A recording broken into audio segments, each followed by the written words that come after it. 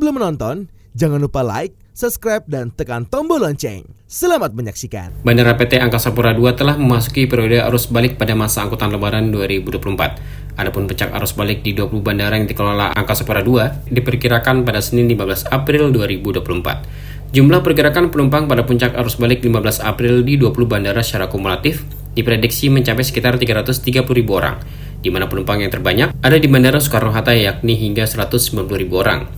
Vice President of Corporate Communication Angkasa Pura II Chin Asmoro menuturkan, rencana operasi telah disiapkan di seluruh bandara Angkasa Pura II untuk memastikan kelancaran operasional bandara, operasional penerbangan, serta pelayanan kepada penumpang pesawat. Kolaborasi dan koordinasi di antara stakeholder dilakukan semakin erat untuk memastikan kelancaran dan kenyamanan bagi penumpang pesawat. Seluruh bandara Angkasa Pura II bersiap pada arus balik ini yang akan mencapai puncaknya pada 15 April. Pada periode arus balik, bandara yang paling sibuk menyambut kepulangan pemudik dari berbagai kota adalah Bandara Soekarno-Hatta. Sejalan dengan arus balik ini, Bandara Angkasa Pura II fokus pada sejumlah titik penting di aspek operasional dan aspek pelayanan.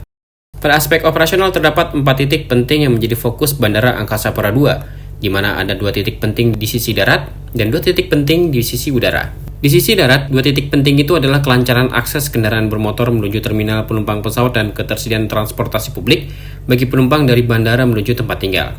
Pada area keberangkatan, akses masuk ke terminal harus dipastikan lancar dan kendaraan pengantar penumpang harus mengikuti ketentuan yang ada, di mana maksimal menurunkan penumpang di curbside adalah 3 menit. Di sisi lain, pada area kedatangan, juga harus dipastikan ketersediaan transportasi publik bagi penumpang, agar memudahkan penumpang untuk cepat menuju tempat tinggal.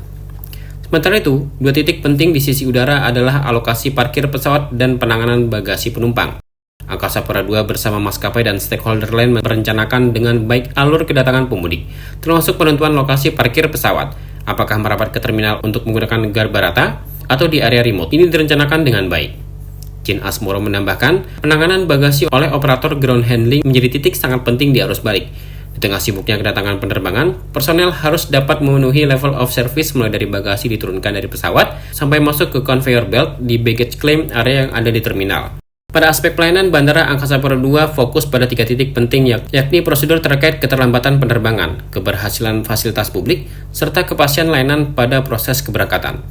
Manajemen delay harus dijalankan maskapai dan operator bandara sesuai regulasi yang ditetapkan Kementerian Perhubungan. Potensi delay yang disebabkan beragam faktor pasti ada, dan maskapai maupun operator bandara harus menjalankan delay management dengan baik. Penumpang pesawat harus mendapatkan informasi yang jelas apabila ada delay. Titik penting lainnya dalam aspek pelayanan adalah terkait kebersihan seluruh fasilitas publik termasuk toilet di area keberangkatan maupun kedatangan. Guna memastikan hal ini, jumlah personel, perlengkapan, serta peralatan kebersihan di Bandara Angkasa Pura II dipastikan mencukupi. Adapun stakeholder di Bandara Angkasa Pura II juga fokus pada titik penting di area keberangkatan, yakni memastikan pelayanan dalam seluruh proses keberangkatan pemudik termasuk apabila ada kendala terkait tiket penerbangan. Tim Eljon Media melaporkan.